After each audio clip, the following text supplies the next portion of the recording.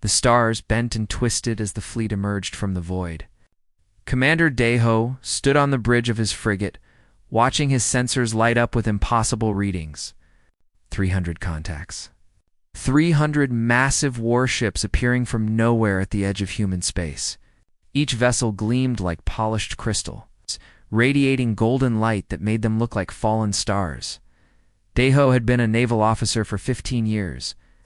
He had fought pirates, stopped smugglers, and defended colonies from raiders. But he had never seen anything like this. The ships were enormous, some of them stretching over a kilometer long. Their hulls seemed to be made of living crystal that pulsed with internal light. Beautiful and terrifying at the same time, his communications officer turned to him with wide eyes. "Sir, we're receiving a broadcast. All frequencies. It's being transmitted to every human ship and station in the sector." The view screen flickered to life. The being that appeared made Deho's breath catch in his throat. It was humanoid, but clearly not human. Its skin glowed with a soft golden luminescence, and its eyes were pools of pure silver light. It wore robes that seemed woven from starlight itself. When it spoke, its voice resonated with power that seemed almost musical. "Lesser beings of this region, I am Supreme Archon, Calveth of the Valthari Ascendancy. For 10,000 of your years, we have ruled the stars. We have conquered 1,000 worlds and brought order to chaos. We are eternal. We are divine. We are your new masters." Deho felt his hands clench into fists. Around him, his bridge crew sat frozen, staring at the being on the screen. "You will surrender all military vessels immediately. You will open your worlds to our occupation. You will accept our guidance as the inferior species you are. You have 7 of your days to comply. Refuse, and you will learn why countless civilizations before you chose submission over destruction. This is not a negotiation. This is inevitability." Transmission ended. For a moment, nobody on the bridge spoke. Then Deho's tactical officer found his voice. "Commander, what do we do?" Deho looked at the sensor readings showing the massive fleet. His frigate, the Indomitable Will, was designed to fight other frigates and patrol vessels. The smallest ship in that alien fleet could probably destroy his vessel with a single shot. "We report to command, and we pray someone smarter than us knows what to do." 3 hours later, every senior officer in the human fleet gathered via holographic conference. Captain Youngmi, of the Earth Defense Force flagship Soul's Defiance, took charge of the meeting. She was a veteran of the colony wars, known for her tactical brilliance and unshakable composure. But even she looked shaken. "Analysis confirms what we all feared," she said, pulling up tactical displays. "The Valthari fleet outguns us in every category. Our intelligence officers searched every database. These beings have been conquering star systems for millennia. They've never lost a battle. Not once." Admiral Taesung leaned forward in his chair. He was the oldest officer in the fleet, gray-haired and weathered. "What about their technology? Any weaknesses?" The fleet's science advisor, a young woman named Subin, shook her head. "Their shields operate on principles we don't fully understand. They use exotic matter to create defensive barriers that our weapons can't penetrate. Every species that fought them failed to breach those shields. Most surrendered after the first engagement." "Then we're dead," someone muttered from the back of the conference. "No." The voice belonged to Borum, the chief engineer from the Soul's Defiance. She was small, barely over 5 feet tall, but when she spoke, everyone listened. "We're not dead. Not yet." Youngmi turned to her. "You have something, Borum?" The engineer pulled up complex technical schematics. "I've been working on a theoretical project for 2 years. I called it the Cascade Drive. It's designed to exploit vulnerabilities in exotic matter structures. The Valthari shields rely on stable exotic matter matrices.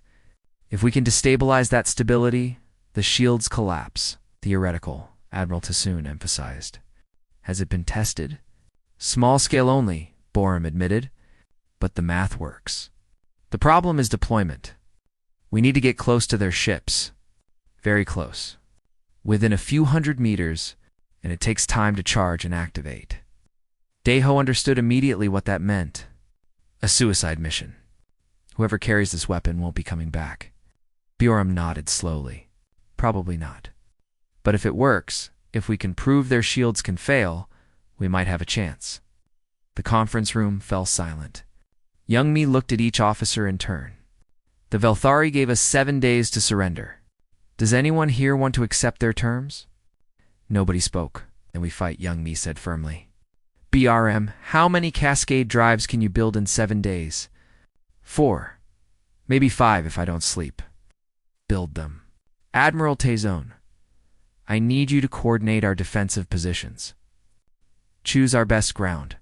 Deho, your frigate is the fastest ship we have. I want you ready to lead the first strike team when the time comes. Deho felt his heart hammering but kept his voice steady. Understood, Captain. The meeting ended and officers dispersed to their ships. Deho returned to the Indomitable Will and gathered his crew. He looked at their faces, young and old, experienced and fresh from the academy. You've all heard the transmission by now. You know what we're facing? I won't lie to you. The odds are bad. The worst I've ever seen. But we're not going to bow to these self-proclaimed gods. We're going to show them that humans don't surrender. Not to anyone. His pilot, a young woman named Hannah, stood up. What's the plan, Commander? We're going to hurt them, Deho said simply. We're going to make them bleed. And we're going to prove that gods can die just like anyone else. 6 days later, the Velthari fleet began its advance toward the human defensive line. Golden ships moved through space like a divine armada, beautiful and merciless. On the bridge of the Soul's Defiance, Captain Youngmi watched them come. Bjorn stood beside her, a small device in her hands. The first cascade drive, ready for deployment. Send the response, Youngmi ordered across all frequencies. Humanity's answer broadcast to the Velthari fleet. Youngmi's voice was clear and unwavering. Supreme Archon Calvith, we have considered your demands. Our answer is no. We will not surrender. We will not submit. If you want our worlds, you'll have to take them. And we will make you pay for every meter of space. The Velthari fleet did not slow down. The battle for humanity's survival was about to begin. Asterisk. The Velthari fleet approached like a golden tide. Supreme Archon Calvith stood aboard his flagship, the Eternal Radiance. Watching the primitive human vessels scramble into defensive positions, his ship alone was 3 kilometers of crystalline perfection, a vessel that had destroyed entire planetary fleets without taking a single point of damage. He had commanded it for 5,000 years. In all that time, no enemy weapon had ever touched its hull. Beside him, his tactical officer monitored the human formations. They positioned themselves among the asteroids. A defensive strategy. Predictable. Calvith smiled, an expression that would have seemed kind if not for the coldness in his silver eyes. Every lesser species tries the same tactics. They hide, they maneuver. They hope, then they die or surrender. These humans will be no different. Begin the purification. The Velthari weapons fired. Beams of concentrated exotic energy lanced through space, each one capable of molecularly disintegrating anything it touched. 6 human ships exploded in the opening volley, their hulls simply ceasing to exist as matter converted to expanding clouds of atoms. On the bridge of the Soul's Defiance, Captain Youngmi watched her ships die. She had expected losses, but seeing it happen still felt like a knife in her chest. All ships. Evasive pattern Delta 7. Use the asteroids for cover. Return fire, but don't waste ammunition on their shields. Her gunners fired back.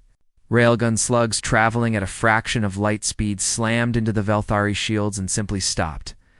Their kinetic energy absorbed and dispersed harmlessly.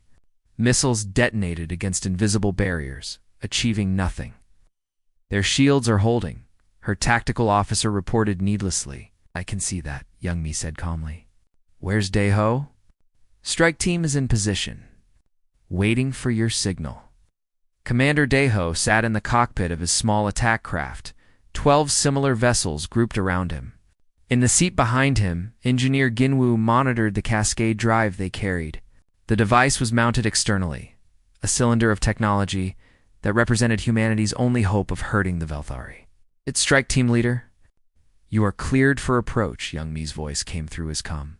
May the stars guide you home. Copy that, Captain, Deho replied. He switched to the strike team channel. All craft begin. Approach. Stealth systems to maximum. We have one chance at this. Lieutenant Hannah's voice came through from her craft. Commander, let me take the lead position. I'm the better pilot, denied Deho said firmly. I need you to lead the defense if this doesn't work. That's an order, Lieutenant. You could almost hear her frustration, but she acknowledged the order. The 12 craft engaged their stealth systems and began threading through the battlefield.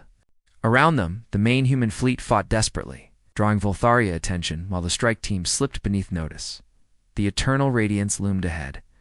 So massive, it seemed to fill space itself. Automated defense systems tracked and fired at the approaching craft. Red warning lights flooded Deho's cockpit as energy weapons sought his ship. He jinked left, rolled right, pushed his craft to its limits. Around him, other strike craft weren't as lucky. One exploded. Then another. Then 3 more in quick succession. Keep going, Deho, ordered the survivors. Don't stop. Don't slow down. Jinwoo's voice was tense behind him. We're in range. I can activate the cascade drive. Do it. More craft died. 8 gone now. Only 4 remained, and defense fire was intensifying. Deho could see the individual weapon emplacements on the Valthari flagship, could see the golden glow of its shields just meters away. Cascade drive active, Jinwoo announced. Releasing in 3, 2, 1, release. The device detached from their craft and drifted toward the shield perimeter. For a heartbeat, nothing happened. Deho felt his hope dying. It hadn't worked. They had sacrificed 8 crews for nothing. Then the shields began to shimmer. It started as a small ripple, like a stone dropped in still water. But the ripple spread, growing larger, moving faster.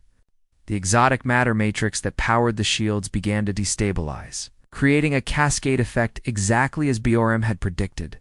Cracks appeared in the invisible barrier, spreading like lightning across glass. On the bridge of the Soul's Defiance, Bioram watched her sensors with wide eyes. It's working. Captain, the shields are collapsing. Young Mi didn't hesitate. All ships, concentrate fire on the eternal radiance. Target the shield breach. Fire everything we have. Human weapons found their mark. Railgun rounds punched through crystalline armor that had never been breached. Energy weapons burned into hull plating that had never known damage. 3 primary power conduits ruptured, spilling exotic matter and energy into space. Atmosphere vented from dozens of hull breaches. Aboard the Eternal Radiance, alarms screamed. Calveth stared at his displays in absolute shock. His shields were gone. His ship was damaged. The bridge shook as another human projectile struck home. Around him, his crew worked frantically, their divine composure shattered by the impossible. This cannot be, Calveth whispered. We are eternal. We are invincible. His tactical officer's voice cracked with something the Valthari rarely experienced, fear. Supreme Archon, we must withdraw. The flagship is compromised. For the first time in 10,000 years of conquest, a Valthari fleet retreated. The golden ships pulled back, leaving the eternal radiance to limp away from the battlefield, trailing atmosphere and debris. The human fleet didn't pursue. They couldn't. It lost 17 ships in the engagement, and dozens more were damaged, but they had won. Deho guided his craft back toward the human lines. Gin was silent behind him. Only one other strike craft had survived. The cost had been terrible. 8 crews dead, 8 ships destroyed. But as Deho looked at the retreating Valthari fleet, at the damaged flagship bleeding into space, he felt something he hadn't expected to feel. Hope in the command center on the Soul's Defiance. Captain Young Mi stood surrounded by her officers. They were exhausted, traumatized, grieving their losses, but they were also alive, and the enemy had fled. Damage report, Young Mi ordered. The reports came in. 17 ships destroyed, 12 more heavily damaged. Over 2,000 casualties, but the Valthari had suffered their first defeat in recorded history. The gods had bled. Admiral Taezung appeared on the view screen from his command ship. Captain, well done. You've bought us time. But they'll be back. And they'll be angry. I know, Young-mi said. Borum, can you build more cascade drives? The engineer nodded, though she looked ready to collapse from exhaustion. Yes, now that we know it works, I can streamline the process. Give me 2 weeks and I can equip every ship in the fleet. You have 1 week, Yumi said. They won't give us more time than that. Across human space, word of the battle spread. On Earth, in the colonies, on every human station and outpost, people celebrated. The impossible had happened. Humanity had stood against gods and made them retreat. But in the Valtheri fleet, as Archon Calveth sat in his damaged flagship and felt pain for the first time in 5 millennia, a different emotion took root. Rage. The humans had humiliated him. They had damaged his ship. They had violated the natural order of the universe. He opened a quantum communication to the Valthari throne world. Out to the High Divine Council. Send the Purity Fleet. Send Archon, Kermoth. The humans must be erased from existence. No mercy, no prisoners. Total annihilation, the Council agreed. The war had truly begun. On the Velthar throne world, a planet of crystalline spires and floating gardens that had stood for 20,000 years. The High Divine Council convened an emergency session. They gathered in a chamber carved from a single massive diamond, their glowing forms reflected infinitely in its facets. The damage to the eternal radiance had sent shockwaves through their entire civilization. Arco and Silvara, eldest of the council, spoke first. Her voice carried the weight of ages. In 10 millennia, we have conquered without defeat. In 10 millennia, our shields have never failed. These humans have broken something we believed unbreakable. We must decide how to respond. The debate raged for hours. Some council members demanded immediate use of planet-killing weapons. Others argued for caution, for study, for understanding how the humans had achieved the impossible. But Archon Calveth, attending via quantum link from his damaged flagship, wanted only vengeance. They are insects, he said coldly. We will deploy the celestial hammer. We will show them what divine wrath truly means. The celestial hammer had never been used on a populated world. It was designed to harvest energy directly from a star and focus it into a beam capable of cracking planets apart. The Council authorized its deployment with a single target, the smaller moon of the human colony world New Busan.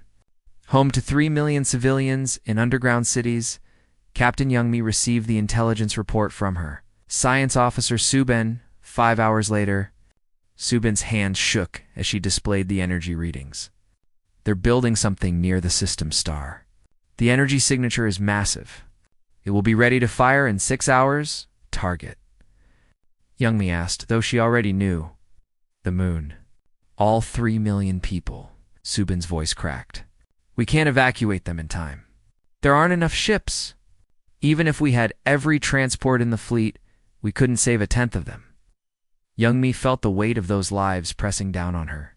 3 million people, families, children, all about to die as a demonstration of Velthari power. She looked at her tactical display at the celestial hammer array positioned in solar orbit. Protected by dozens of Velthari warships, we destroy the weapon, she said simply. Admiral Taesun appeared on her screen immediately. Captain, that's suicide. The array is in the middle of their fleet. We'd never get close enough. Then we don't get close, Youngmi replied.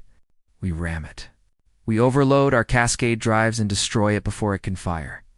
The plan came together quickly. Lieutenant Hannah would lead a fighter squadron to provide cover.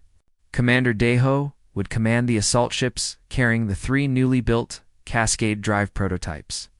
Engineer Borum would coordinate targeting from the Soul's Defiance. It was desperate, barely more than a hope. But it was the only chance the moon's population had. Daeho stood in the hangar bay, watching his crew prepare their ships. The mission briefing had been clear: low survival probability, high chance of total loss. Not a single crew member had backed out. He found Hannah checking her fighters' weapon systems. You know, this is probably a one-way trip, he said quietly. She looked at him with steady eyes. I know, but 3 million people are counting on us. What else can we do? We can do our duty, Daeho replied, and hope it's enough. The assault force launched, racing toward the sun while the Velthari fleet moved to intercept. Hannah's fighters engaged first, drawing fire from the enemy escort ships. Energy weapons crisscrossed space, creating a deadly web of light. 2 of her fighters exploded within the first minute. "Keep them busy," Deho transmitted. His assault ships pushed through the defensive fire, their hulls taking damage but holding together. The celestial hammer loomed ahead, a massive array of exotic matter collectors and focusing crystals. Beautiful and terrible Bio-Ram's voice came through from the Soul's defiance. "Commander, I'm reading the weapon's power levels. It's charging faster than predicted. You have 4 hours, not 6. Understood." Deho said calmly, though his heart raced. He armed the first cascade drive and locked targeting. First, prototype launching. The device streaked toward the celestial hammer and detonated against its shields. The familiar cascade effect began, ripples spreading across the barrier. But then the ripples stopped. The shields held. They modified their shields, Bjorn said urgently. "They adapted to our weapon. The standard cascade drive won't work anymore." Deho launched the second prototype with the same result. The Velthari had learned from their defeat. They had strengthened their defenses. His assault force was taking heavy fire now, ships exploding around him. They were running out of time and options. "Bjorn, there has to be something we can do," he transmitted. There was a pause. When Bjorn spoke again, her voice was quiet. "There is one option. We can overload the cascade drive. Instead of a controlled destabilization, we create a massive exotic matter pulse. It would be powerful enough to breach their upgraded shields." "What's the catch?" "The overload is catastrophic. The ship carrying it would be destroyed instantly. There's no way to deploy it remotely." Deho looked at his remaining crew. They had volunteered for a dangerous mission, but this was different. This was certain death. He opened his mouth to volunteer, but before he could speak, Hannah's fighter appeared alongside his ship. "I'll do it," she said calmly. "Hannah, no, you're the better commander, Deho. The fleet needs you." "I'm just a pilot." Her fighter moved closer, deploying a boarding tether. "I'm taking the last cascade drive. I'm ordering you to stand down, Lieutenant." "With respect, Commander, I don't think I will." Hannah's fighter latched onto his ship. Before he could react, she had crossed over using the boarding tether and was manually extracting the cascade drive from his ship's weapons bay. "Tell my family I did my duty." "Hannah, wait." She didn't wait. Her fighter detached and accelerated toward the celestial hammer. Carrying the overloaded cascade drive, Deho could only watch helplessly as she approached the massive weapon array. Velthari fire concentrated on her small craft, but she weaved through it with the skill that had made her the finest pilot in the fleet. 3 million people, Commander, Hannah transmitted. Her voice was calm, almost peaceful. "That's worth 1 fighter pilot. Tell them I was happy to do it." Her fighter impacted the celestial hammer at full speed. The overloaded cascade drive detonated in a flash of exotic matter that temporarily outshone the system's sun. The explosion tore through the weapon array, triggering chain reactions in the energy collectors. The celestial hammer destroyed itself in cascading explosions that consumed a dozen. Nearby Velthari escort ships. The moon was saved.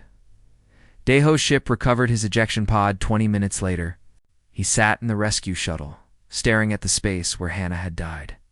Around him, the surviving assault force limped back toward the human fleet. They had lost 12 ships and over 200 crew members, but 3 million civilians were alive because of their sacrifice.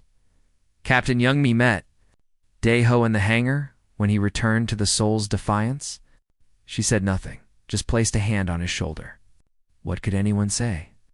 They had won another impossible victory at a terrible price in his damaged flagship. Archon Calvith watched the destruction of the celestial hammer and felt an emotion he had not experienced in 5,000 years. Doubt. These humans kept finding ways to hurt them, kept refusing to submit, kept fighting when any rational species would have surrendered. He opened another transmission to the High Divine Council. "Send Archon Kermath and the Purity Fleet. Send everything we have. The humans must be exterminated." The war was escalating, and both sides knew it could only end with total victory or total destruction. The Purity fleet emerged from faster-than-light travel like a swarm of golden locusts. 500 warships, each one commanded by officers who had never shown mercy to any species. At their head was Archon Kermoth, sibling to Calvith, an architect of a dozen planetary genocides. Where Calvith had been arrogant, Kermoth was coldly efficient. The Valtheri had sent their executioner on Earth. Fleet Admiral Song-Woo stood in the war room, surrounded by holographic displays showing the new Valtheri fleet. He was a career officer who had dedicated 40 years to defending humanity. He had seen wars, battles, and conflicts that most people only read about. But nothing had prepared him for this. "They outnumber us 20-1 now," his intelligence officer reported, "and they'll be here in 3 weeks." Song-Woo looked at the tactical projections. Every simulation ended the same way: total human defeat. They could win individual battles through sacrifice and innovation, but the Valthari had unlimited resources. Earth didn't. Every ship lost was irreplaceable. Every pilot killed couldn't be replaced quickly enough. Captain Youngmi attended the strategy meeting via holoconference. "We can't fight them conventionally. We've proven that. Every victory costs us ships. We can't afford to lose." Engineer Borum pulled up her research data. "I have a proposal. We've captured enough data from damaged Valthari shields to reverse engineer their technology. If we can replicate their exotic matter systems, we could even the odds." "How long would that take?" Song-Woo asked. 6 months minimum, maybe a year. We have 3 weeks. The room fell silent. Then Youngmi spoke again. "Then we don't fight their fleet directly. We use guerrilla tactics. Hit their supply lines, destroy their logistics, force them to spread their forces thin, chasing us." Commander Daeho, still grieving Hannah's death, studied the star charts. Since her sacrifice, he had thrown himself into tactical planning, using work to push away the pain. The Valtheri Empire spans thousands of systems. They need resources, fuel, replacement parts. Their supply chains are vulnerable. Song-Woo considered this. Operation Phantom Strike. We split the fleet into small groups. Each group targets a different supply hub. We bleed them slowly instead of facing them head-on. "It means abandoning our defensive positions," Admiral Taezong pointed out. "We'd be giving up territory. Territory they can take anyway," Youngmi countered. "Better to lose empty space than our entire fleet." The plan was approved. The human fleet divided into 8 strike groups, each carrying mass-produced cascade drives. Youngmi commanded one group tasked with destroying a Valthari fuel processing station. Daeho led another targeting a major shipyard. For 3 weeks they would become ghosts, striking from nowhere and vanishing before the enemy could respond. The raids began. Simultaneously across 12 star systems, Youngmi's group appeared at the fuel station, deployed their cascade drives, and destroyed 3 supply ships before the Valthari could scramble their defenses. Daeho's team hit the shipyard, crippling its primary construction bays. Other groups sabotaged communication relays, ambushed isolated patrol vessels, and destroyed supply convoys. For 3 weeks, humanity bled the Valthari ascendancy with 1,000 cuts. The gods could not be everywhere at once, and the humans exploited every gap in their defenses. Supply lines broke down. Communication networks failed. Isolated Valthari ships found themselves hunted by human vessels that appeared from nowhere, struck hard, and disappeared. Archon Kermoth arrived with the Purity fleet and immediately recognized the human strategy. He studied the raid patterns, analyzed the targets, and understood what the humans were doing. They were avoiding direct confrontation, trying to win through attrition. It was clever, but he was cleverer. He ordered his intelligence officers to plant false information in channels he knew humanity had compromised. The information described a massive Valthari command station, poorly defended but controlling the entire sector fleet. Destroying it would cripple Valthari coordination for months. The bait was set.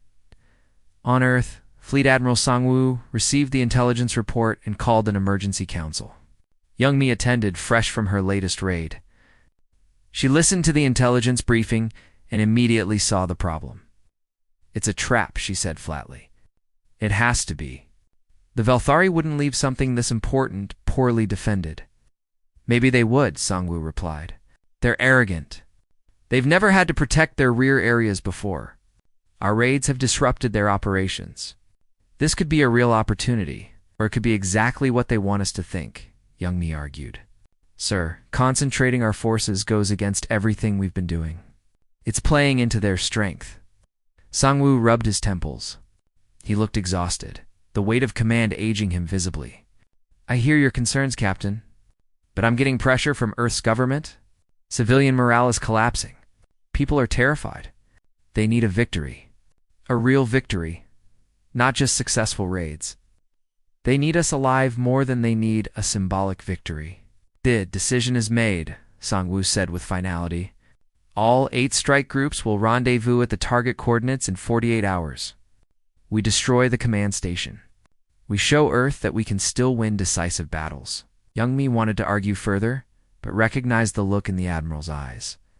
He had made his decision, and nothing would change it. She saluted and disconnected from the conference.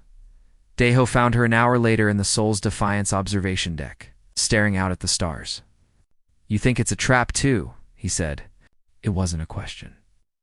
I know it's a trap, Youngmi replied. But orders are orders. Start preparing your ships. We rendezvous in 2 days, and if it is a trap, if we're flying into an ambush, Youngmi turned to look at him. Then we do what humans do best. We fight anyway. We make them pay for every ship they take. We show them that even if they kill us, they can't break us. The 8 strike groups began converging on the target system from different vectors. Each group traveled cautiously, scanning for enemy contacts, ready to retreat at the first sign of danger. But they detected nothing unusual. The command station appeared exactly as the intelligence described. Present, operational, and lightly defended. Daeho sat in his ship's command chair as they approached the final jump point. Something felt wrong. The tactical situation was too perfect, too convenient, but he had his orders. All ships prepare for final jump, he transmitted to his group.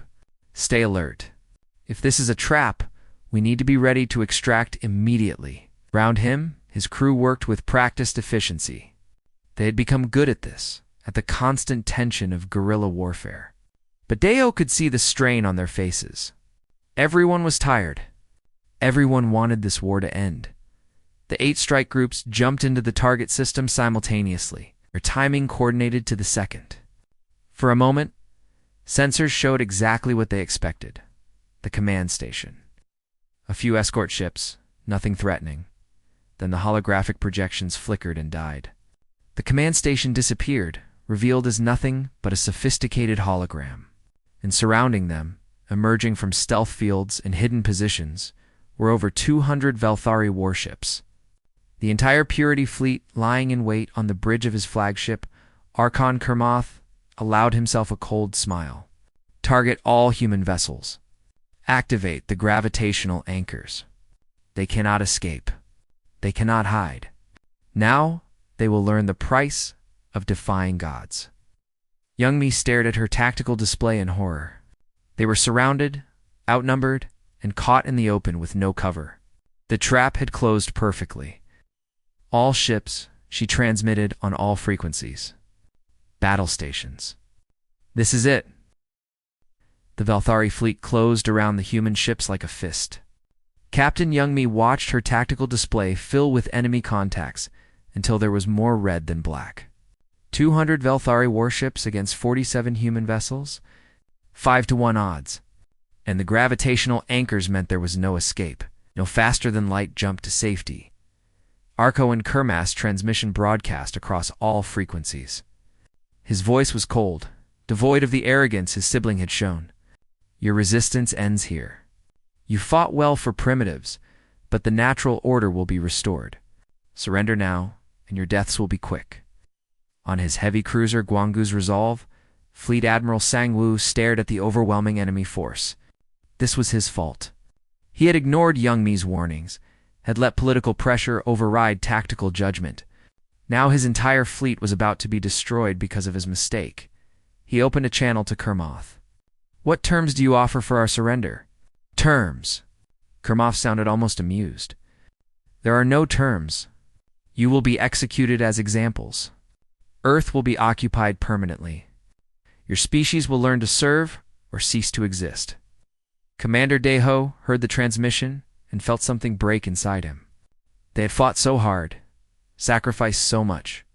Hannah had died to save 3 million people. Thousands of others had given their lives. And now they were being told to surrender just to die anyway? He opened a channel to young me. Captain, we can't surrender. Not to that. Young me replied quietly. I'm open to suggestions, Commander. Deho looked at the Cascade drive mounted on his ship. Bjorn had built dozens of them in the past 3 weeks. Every ship in the fleet carried at least one. We overload all the Cascade drives simultaneously. Create a massive cascade failure across their entire fleet. Then we ram the largest ships we can reach before we die. There was silence on the channel. Then young me spoke again. You're talking about suicide. For everyone. I'm talking about making them pay, Deho said. They want to execute us anyway. At least this way we take as many of them with us as possible. Maybe enough that they'll think twice before attacking another human world. Young me closed her eyes. She thought about her crew, young people with families and futures. She thought about ordering them to their deaths. But she also thought about Earth, about humanity's survival, about making the cost so high that even the Velthari would hesitate. Admiral Sangwoo, your thoughts? She asked. The old admiral's voice was heavy with grief. I cannot order our people to commit suicide. I will attempt to negotiate better terms. He tried. For 10 minutes, he pleaded with Kormath for mercy, for prisoner exchanges, for anything that would save his crews. Kermath listened with cold patience, then gave his final answer. No mercy. No prisoners. You die as a lesson to others who might resist Velthari rule. That answer changed everything. Across the human fleet, on 47 ships, crew members made their choice. They had not wanted to die. They had wanted to go home, to see their families, to live long lives in peace. But if the choice was dying on their knees or dying on their feet, taking the enemy with them, they chose to stand. One by one, ships signaled their agreement. Deho's plan spread through the fleet like wildfire. Admiral Sangwoo, tears streaming down his face, gave his blessing. Make them remember us. Make them fear us. Show these gods that humans do not go quietly. Engineer Borum worked frantically at her station, coordinating the Cascade drive overloads across the entire fleet. She showed each ship's engineer how to modify their drives for maximum effect. Engineer Jinwoo, still serving with Deho, volunteered to manually detonate the weapons if the automated systems failed. Young Me recorded a final message for Earth. She spoke calmly, explaining their decision, their reasoning. We did not choose this war. We did not ask for this end, but we will not die as slaves. Tell our families we loved them. Tell our children we died so they could be free. And tell anyone who listens that humanity does not surrender. Not today. Not ever. The human fleet charged. Velthari weapons tore through space. The first human ship exploded within seconds. Then another. Then 3 more in rapid succession. But the humans didn't break formation, didn't try to flee. They accelerated toward the enemy fleet. Every ship pushing their engines to maximum. Deho's destroyer was one of the first to reach the Velthari line. He targeted a massive battleship, armed his overloaded Cascade drive, and transmitted to his crew. It's been an honor serving with you all. Evacuate to the escape pods now. Most of the crew obeyed. But Jinwoo remained at his engineering station. Someone needs to manually detonate if the automatic system fails. I volunteer. Jinwoo, no arguments, Commander. I've made my choice. The Cascade drive detonated against the battleship's shields. The effect cascaded exactly as Borum had calculated, jumping from ship to ship as exotic matter matrices destabilized in chain reactions. Velthari shields across the fleet began failing. For the first time, they were vulnerable. Admiral Sangwoo's cruiser, Guangzhou's resolve crashed into Archon Kermoth's flagship at full thrust. The impact breached both vessels' hulls. Sang-Woo, still on his bridge, activated his ship's reactor overload. The explosion consumed both ships in nuclear fire, killing Kermoth instantly. Commander Daeho targeted 2 cruisers with his disabled destroyer. Velthari fire tore through his engines, but momentum carried him forward. Ginwoo manually detonated the final cascade drive as the ship broke apart. The explosion took both enemy vessels with them. Young Dashmi, aboard the Seoul's Defiance, targeted the largest remaining Velthari ship, a Cathedral-class carrier. Her bridge crew evacuated, but Borum refused to leave. "Someone needs to keep the engines running until impact." "I'm the best engineer you have, Borum. You don't have to do this." "Yes, I do," Borum said calmly. "Tell my family I'm proud of what we built. Tell them the cascade drive worked exactly as I promised." The Seoul's Defiance struck the carrier at full speed. The impact was catastrophic. Both ships exploded in antimatter fire. The shockwave destroyed 6 nearby Velthari vessels. The battle lasted 47 minutes. When it ended, every human ship was destroyed. Fewer than 300 humans survived in scattered escape pods. But the Velthari had lost 92 ships and hundreds of thousands of their supposedly divine warriors. The Purity Fleet, sent to exterminate humanity, was crippled. On the Velthari throne world, Archon Silvara received the casualty reports in stunned silence. In 10,000 years, they had never lost this many ships in a single battle. They had never faced an enemy willing to sacrifice everything just to hurt them. She convened the High Divine Council. The debate was brief. For the first time in their history, the Velthari voted to withdraw from a war. Not because they couldn't win eventually, but because the cost had become too high. Silvara personally broadcast the ceasefire offered to Earth. "We acknowledge your strength. We acknowledge your courage. We will withdraw from your space. This war is ended." Earth received the message with mixed grief and joy. They had won. Humanity had survived. But the price had been terrible. Rescue ships found Daeho's escape pod 3 days later. He was unconscious but alive. Jinwoo was found as well, badly injured but breathing. They woke in a hospital ship to find themselves heroes.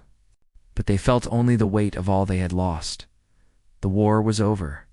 The Velthari had retreated, but humanity knew they would return someday, when they had rebuilt, when they felt strong enough to try again. And when that day came, humanity would be ready. In a Velthari classroom, young students learned about the species of the galaxy. Their teacher, following new curriculum approved by Archon Silvara herself, added humanity to a category that had been empty for 10,000 years. Civilizations of worthy opposition. Beside humanity's entry was a simple note. They called us gods. We called ourselves eternal. They showed us both claims were lies. They proved that mortality gives strength the mortals cannot understand. They proved that those willing to die for their freedom cannot be conquered. The gods had learned to bleed, and in bleeding, they had learned fear.